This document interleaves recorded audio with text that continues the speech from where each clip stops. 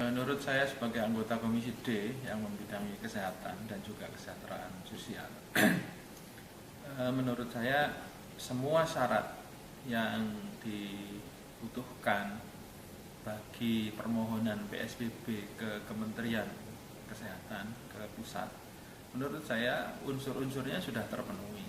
Misal, sudah terjadi pandemi dengan lonjakan angka yang cukup signifikan. Sampai hari ini ada 244. Kemudian secara anggaran pemerintah kota dengan kekuatan anggaran 10,3 triliun dan tahun kemarin silpa kita 1,2 triliun.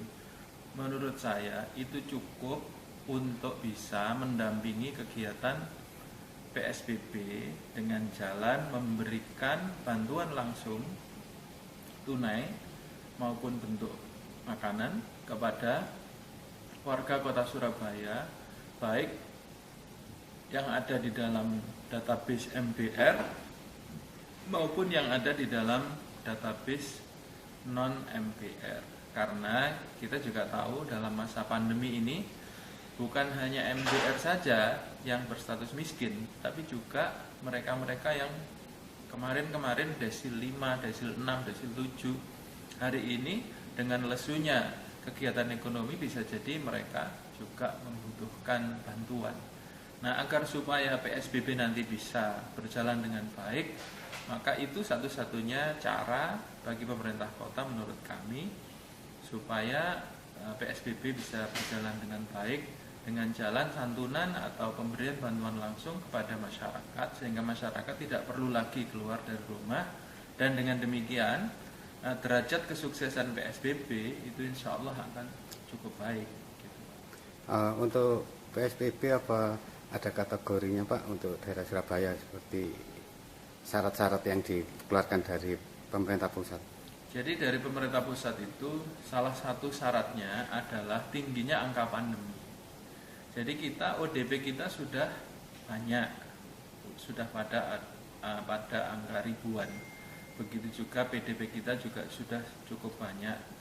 Nah, kemudian yang positif menurut peta dari Provinsi Jawa Timur per hari ini saja sudah 244. Belum lagi mereka yang meninggal yang masih dalam proses penentuan apakah dia terkena COVID atau tidak, ya kan?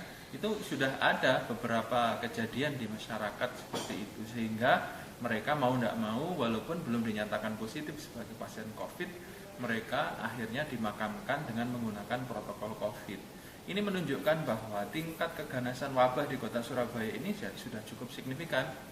Dalam sebuah patroli dari teman-teman kepolisian dan teman-teman Satpol PP misalnya ke beberapa titik, di satu titik di mana ada orang berkerumun dalam jumlah puluhan orang saja sudah ditemukan 2 orang yang positif melalui rapid test. Walaupun nanti masih perlu dianalisa lebih lanjut, menunjukkan betapa sekarang ini yang di masyarakat ini wabah ini sudah mengalami lokal transmisi sehingga jumlah ODP, jumlah PDP dan yang sangat juga kita harus waspadai adalah OTG itu sudah banyak secara analisis kasat mata ya. Secara awam bisa kita simpulkan seperti itu. Karena itu apabila pemerintah kota Surabaya lambat tidak segera mengambil tindakan ya, maka wabah ini akan berlomba dengan kita. Dan apabila wabah ini semakin lama nanti kita putuskan PSBB-nya itu lebih panjang lagi, maksudnya lebih lama dari yang seharusnya 1-2 hari ini misalnya, maka itu akan berarti adalah penambahan jumlah penyebaran virus di kota Surabaya yang lebih banyak. Mengingat virus ini berkembang dan menyebar dengan logika eksponensial, yaitu logika perpangkatan. Sehingga nanti tinggal dikalikan dengan waktu. Apabila waktunya makin panjang, maka jumlah pangkat dikalikan waktu. Semakin panjang waktunya, semakin banyak, semakin lama waktunya, maka intensitas virus di kota Surabaya ini akan semakin banyak. Dan itu yang dampaknya tidak hanya bagi kesehatan, bisa jadi adalah sampai kepada kematian warga. Inilah yang harus sama-sama kita pikirkan.